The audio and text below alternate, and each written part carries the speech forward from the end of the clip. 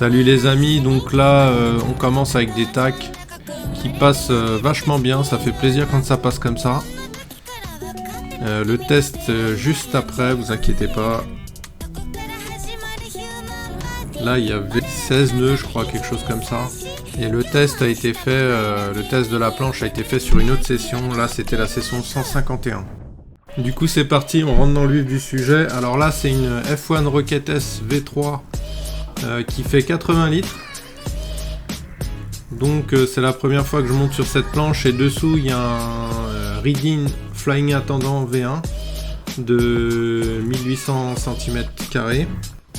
Au début, comme vous avez pu voir, j'ai essayé de monter sur le côté. Je pensais que j'allais pouvoir me lever sur la planche comme ça, mais la planche fait 80 litres, moi j'en fais 85, plus le matos, la combi et tout le tralala. Ce qui fait que c'est un démarrage comme une planche de 40 litres. Du coup on attend la risée pour pouvoir se mettre debout, sinon ça coule.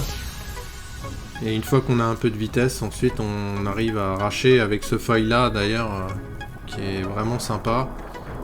Et que je trouve d'ailleurs beaucoup plus rapide que le Curve 1400, alors que c'est un 1800.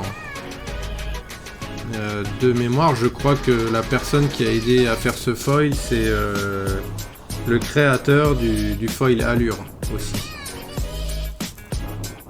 Et franchement, il est vraiment très sain, il n'y a pas de comportement bizarre et il marche vraiment bien avec F1 du coup. Donc pour en revenir à la planche, je trouve que le shape est assez stable, même si c'est un sinker. Limite, je me demande s'il n'est pas plus stable que ma planche de 95 litres. Alors que curieusement, on a à peu près les mêmes dimensions.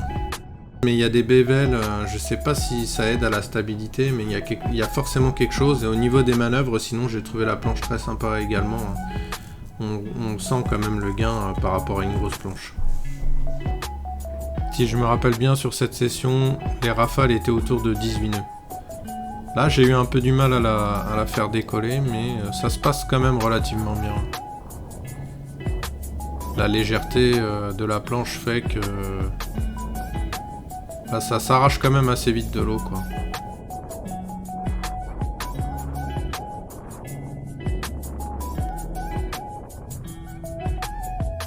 Quand on regarde autour, on s'aperçoit qu'il y a quand même quelques wings qui sont pas en vol, et même des gens qui vont retomber alors qu'ils ont des wings beaucoup plus grosses que la mienne. Donc le gain là est vraiment... Le combo était vraiment sympa, quoi. Je fais quelques touchettes et je trouve qu'elle rebondit vraiment bien. Ce shape avec des bevels, c'est vraiment, vraiment sympathique. Les amis, c'est déjà la fin du test.